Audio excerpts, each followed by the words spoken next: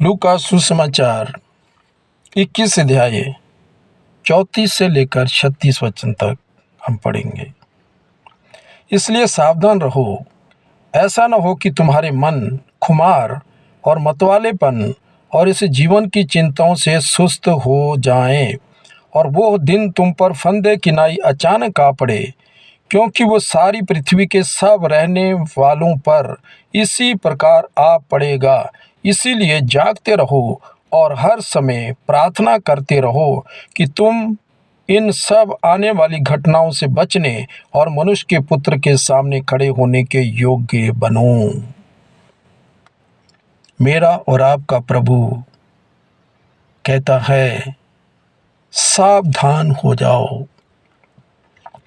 ऐसा ना हो कि तुम्हारे मन खुमार और मतवालेपन और से जीवन की चिंताओं से सुस्त हो जाएं, और वो दिन तुम पर अचानक फंदे की नाई आ पड़े। सावधान रहो। ये समय आ पहुंचा है। चारों ओर आप देख रहे हैं, यीशु मसीह का आने का समय आ पहुंचा है, और यीशु मसीह जल्दी आने वाले हैं। और जैसे यीशु मसीह आने का समय होता जा रहा है, इस संसार के अंदर कष्ट, मुश्किल, परीक्षाएं, मुसीबतें, मत्ती सुसमाचार 24 अध्याय 5 वचन से लेकर जब पढ़ोगे, वहाँ पूरा पढ़िएगा, उसको लिखा हुआ है कि क्या क्या होने वाला है और क्या क्या हो रहा है, चल रहा है, और वो समय शुरू हो गया है। लेकिन इसका एक बचाव दिया गया है। क्या बचाव है? हमें बहुत सावधान होना है। किस बात में सावधान होना है? तुम्हारे मन खुमार और मतवालेपन और इस जीवन की चिंताओं से सुस्त ना हो जाए। तुम्हारे मन खुमार क्या है?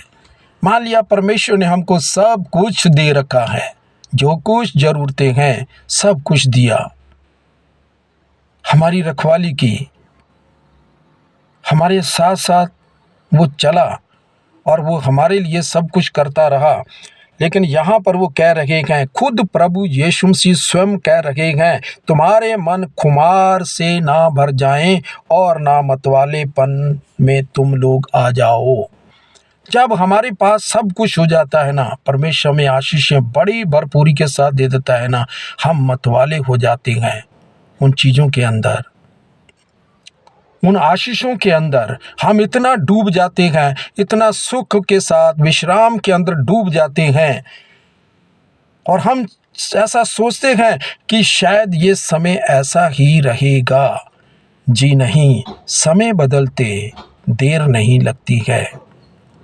समय कब बदल जाए, कब क्या हो जाए, हम नहीं जानते हैं।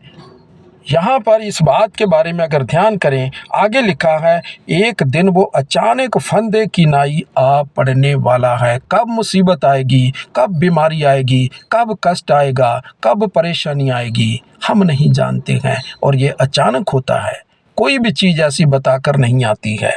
आगे जब उन्होंने कहा कि क्योंकि सारी पृथ्वी के रहने वालों पर यह पड़ेगा, मैं और आप भी पृथ्वी में हैं, और दूसरे लोग जो परमेश्वर को नहीं मानते हैं वो भी इस पृथ्वी में हैं। लेकिन इन सारी चीज़ों को जब हम ध्यान करते हैं प्यारे लोगों, अचानक वो दिन आने वाला है और एक बहुत बड़ी विपत्ति संसार के ऊपर आ पड़ेगी। मैं और आप भी इसी पृथ्वी में रहते हैं, इसी पृथ्वी में पड़ेगी। लेकिन आगे प्रभु यीशु मसीह कहते हैं, इसलिए जागते रहो और हर समय प्रार्थना करते रहो कि तुम सब इन आने वाली घटनाओं से बचने और मनुष्य के पुत्र के सामने खड़े होने के योग्य बन जाओ। तैयार हो जाओ, सावधान हो जाओ। हम वचन पढ़ें, हम प्रार्थना करें, जागकर प्रार्थना करें, रात में उठकर प्रार्थना करें। रात में नींद खुलती होगी, क्यों खुलती है? परमेश्वर कहता है, उठ, प्रकाशमान हो, तेरा प्रकाश आ चुका है। यशाया 61 में पहले वचन में ये कहा गया है, हम प्रकाशमान हों, रात में जाग के प्रार्थना करें। हम लोग अपने परिवार में प्रार्थना करें, वचन पढ़ें, संगति करें, और अपने जीवन को प्रभु के साथ में जोड़े रखें। ये मुझे और आपको बचाएगा। इसलिए प्रभु यीशु मसीह ने कहा, जागते रहो, प्रार्थना करते रहो। हम दिन में भी प्रार्थना करें। और जैसा यहाँ पर कहा गया है, खुमार और मतवालापन, हो सकता है हमारी ड्यूटी होगी, हो सकता है हम कहीं पर बहुत बिजी चल रहे होंगे, अपने काम कर रहे होंगे, लेकिन हम प्रभु को समय नहीं दे पा रहे होंगे। प्रभु को समय देना क्या है? हम प्रार्थना नहीं कर रहे होंगे, हम वचन नहीं पढ़ रहे होंगे। हम सुबह 5 बजे उठते हैं या 4 बजे उठते हैं, फिर हम चालू हो जाते हैं, रात के 10 बज जाते हैं। प्यारे लोगों, ये लगभग 19 घंटे बन रहे हैं। 4 बजे से लेके रात 10 बजे तक 19 घंटे हम काम करते हैं। इधर उधर आना जाना, गप शप लगाना, दोस्तों में बैठना, रिश्तेदारों में बैठना, लेकिन हम लोग क्या करते हैं? शायद यीशु को कितना समय देते हैं। बहुत सारे लोग इस बात को कहते हैं, हमें 2 घंटा 40 मिनट दशमांश देना ही है रोज़, लेकिन क्या हम करते हैं? लेकिन इससे अधिक भी हो सकता है। मैं उस वचन के द्वारा, आपको कहे हुए के द्वारा, आपका मैं मन नहीं तोड़ना चाहता हूँ, दिल नहीं तोड़ना चाहता हूँ। प्यारे लोगों, थोड़ा सोच कर देखिए। सुबह उठिए, प्रार्थना करिए, वचन पढ़िए, फैमिली के साथ प्रार्थना करिए। और ये मैं हवा में बात नहीं कर रहा हूँ, मैं स्वयं अपने परिवार में ऐसा कर रहा हूँ। वो भी ड्यूटी जाते हैं और मैं एक पास्टरशिप करता हूँ। मैं भी लोगों के बीच में जाता हूँ, दिन भर घूमता हूँ, लेकिन मैं प्रार्थना करता हूँ। रात 2:30 बजे के बाद कभी भी आँख खुल जाती है, प्रार्थना में समय बताता हूँ, फिर सो जाता हूँ, फिर सुबह 4 बजे उठता हूँ, फिर प्रार्थना करता हूँ। वो लोग 5:30 बजे उठते हैं, फिर जब वो उठते हैं मैं भी उठता हूँ, और उठकर वो थोड़ा अपना जो भी काम करना है करते हैं। करने के बाद में हम ठीक 5:45 बजे फिर हम प्रेयर में बैठ जाते हैं, और 6:15 तक हम प्रेयर करते हैं। वो हमारी फैमिली प्रेयर होती है। और उसके बाद हम फिर प्रेयर बंद करके फिर से उनको तैयार होना, अपना सब कुछ देखना, और देखने के बाद फिर हम लोग अपने काम को शुरू कर देते हैं। उसके बाद फिर कहीं जाना होता है, प्रार्थना करके निकलते हैं। जहाँ गए वहाँ प्रार्थना किया, फिर हम आते हैं, फिर प्रार्थना करते हैं। ऐसा ये लगातार जब तक हम जागते हैं, इधर उधर आना जाना, लोगों के बीच में रहना, लगातार प्रेयर में गुजरता है। आप काम करते होंगे, आप पास्टर नहीं होंगे, लेकिन मैं एक बात को आपको बता रहा हूँ। प्यारे लोगों, ये बात मैं नहीं कह रहा हूँ, प्रभु यीशु मसीह कह रहा है, जागृत हो जाओ। अगर आप काम करते हैं, मैं ये नहीं कह रहा कि काम नहीं करना है, लेकिन प्रभु को भी याद करते रहना है। इससे मुझे और आपको बहुत बड़ा लाभ होगा। तुम घटनाओं से बचोगे। 36 वचन कह रहा है, लूका सुसमाचार चैप्टर 21 और वर्स 36। इसलिए जागते रहो, इसी को बोलते हैं जागते रहना, प्रार्थना करते रहना, वचन पढ़ना, संगति करना, परमेश्वर के साथ अपने मन को लगाए रखना, इसी को जागृत रहना कहते हैं। और ये प्रकाशित वाक्य में जो है लिख के दिया गया है, जागृत रह। हमें जागृत बहुत रहना है। इसलिए आगे बोलता है, जब हम ऐसा करेंगे, जागृत रहेंगे, तो क्या फ़ायदा होगा? हर समय प्रार्थना करते रहो कि तुम इन आने वाली घटनाओं से बचने और मनुष्य के पुत्र के सामने खड़े होने के योग्य बन सको। अगर हम अपने कामों के साथ में, अपनी खुशियों के साथ में, हो सकता है वो काम परमेश्वर ने आपको दिया हो, आपने प्रार्थना की होगी, और जिसके कारण आज आप इतने बिजी हो गए हैं, आपको समय नहीं मिल पा रहा है। प्यारे लोगों, थोड़ा सा ध्यान करिए। जिसने आपको नौकरी दी, जिसने आपको ये काम दिए हैं, जिसने आपको आशीषें दी हैं, जिसने इतना परमेश्वर ने भरपूर आपके जीवन में उपकार किए हैं, हम उसको ना भूलें, उसको याद करें। वचन तो कहता, उठते बैठते चलते फिरते तू क्या करना? अपने परमेश्वर यहोवा का नाम लेना, उसको याद रखना।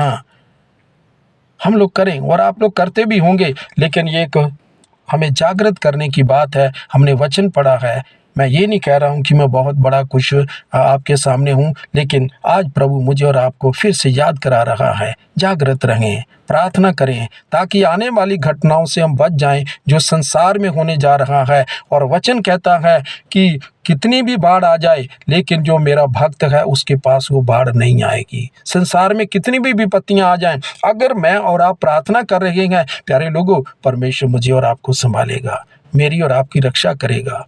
हम वचन के अनुसार अपने जीवन को बांध लें, वचन के अनुसार चलने के लिए कोशिश करें। ये वचन मुझे और आपको जो है आशीष का कारण बन जाएगा। वचन ही मुझे और आपको खड़ा करेगा। अगर हमारे जीवन में वचन नहीं है, बाकी सारी बातें हैं, तो प्यारे लोगों, हम किसी ना किसी चीज़ को मिस कर रहे हैं। और हो सकता आप या मैं मिस करने का अनुभव ना कर रहे हों, लेकिन प्रभु तो कह रहा है कि आप किसी न किसी चीज़ को मिस कर रहे हो। कहीं ना कहीं से आपका कनेक्शन कटा हुआ है। जब मैं आऊँगा तो क्या तुम मेरे साथ में आ सकोगे? जी, हम अपने कनेक्शन को प्रभु यीशु मसीह के साथ पवित्र आत्मा के द्वारा ठीक ठाक करें, और वो जल्दी आ रहा है। आने से पहले ये सब कुछ होगा, घटनाएं होंगी, बहुत बड़े कष्ट आएंगे, सारी पृथ्वी के ऊपर आएगा, जो प्रभु यीशु मसीह यहाँ कह रहे हैं। मुझसे बचने के लिए हमारे लिए प्रभु ने तरीका निकाला कि तुम प्रार्थना करो, मेरे साथ जुड़े रहो, मैं तुमको बचाऊंगा, मैं तुमको संभालूंगा, मैं तुमको कभी भी अकेला नहीं छोड़ूंगा, मैं तुम्हारे साथ साथ रहूंगा। उसने वायदा किया मत्ती 28:20 में, मैं जगत के अंत तक तुम्हारे साथ रहूंगा। कैसा एक जिंदा प्रभु मेरे और आपके साथ में रहने वाला वायदा करता है। अगर तू मेरी बात को मानेगा, अगर तू सावधान रहेगा, तू मतवालेपन में नहीं जाएगा, तू खुमार में नहीं डूबेगा, तो क्या होगा? मैं तुझे संभालूंगा, मैं तेरी रक्षा करूंगा, हर परिस्थिति में मैं तेरे संग संग रहूंगा। प्यारे लोगों, और बहुत सारे वायदे हैं। अभी हम लोग इतना ही बोल सकते हैं, वीडियो में ज़्यादा नहीं बोल सकते हैं, लेकिन एक सतर्क होने की बात है। जब हम ऐसी बातें सुनते हैं, पढ़ते हैं, करते हैं, तो इससे हमारे अंदर एक जागृति आती है। परमेश्वर आप लोगों को आशीष करें इन वचनों के द्वारा, और एक जागृति आए। आइए हम प्रार्थना करें, प्रभु आने वाले दिनों के अंदर हम सबको संभाले, हम सबकी रक्षा करे। सर्वशक्तिमान परमेश्वर, हम आपका धन्यवाद करते हैं, आपकी स्तुति, आपकी प्रशंसा करते हैं आज के सुंदर वचनों के लिए। आपने कहा सावधान रहो, ऐसा ना हो कि तुम्हारे मन खुमार और मतवालेपन में और इस जीवन की चिंताओं से सुस्त हो जाएं। जागृत रहो, प्रार्थना करो, ताकि तुम आने वाली घटनाओं से बच जाओ। सावधान रहो। प्रभु जी दया करिए, तेरी आत्मा के हमें सावधान करे, तेरी आत्मा के हम लोगों को छुए, तेरे वचन हम लोगों के हृदयों में आकर जो है वास करें, और ये वचन जड़ पकड़ें, 100 गुना फल लेकर आएँ। हम जागृत होकर रहें, क्योंकि आप आ रहे हैं। हमें एक खुशी है प्रभु यीशु, आप हमारे लिए जल्दी आ रहे हैं इस पृथ्वी के ऊपर, और अपने राज्य को स्थापित करने जा रहे हैं। 1000 वर्ष तक आप इस पृथ्वी में अपने लोगों के साथ राज्य करने के लिए जा रहे हैं। प्रभु जी, इसके लिए आपका धन्यवाद करते हैं। उस झुंड में हमें मिला, उसके लिए हमें तैयार कर प्रभु, और जो भी इस पृथ्वी के ऊपर कष्ट, मुश्किलें, मुसीबतें, पीड़ें आने वाली हैं, उससे हमें संभालना। हम आपसे प्रार्थना करते हैं। आपने कहा मांगोगे तो दिया जाएगा। हम आपसे ये प्रार्थना परमेश्वर करते हैं, और यीशु मसीह के नाम से मांगते हैं। आमीन, आमीन। जय मसीह की। Praise the Lord. शालोम। प्रभु आप लोगों को आशीष करे। आमीन।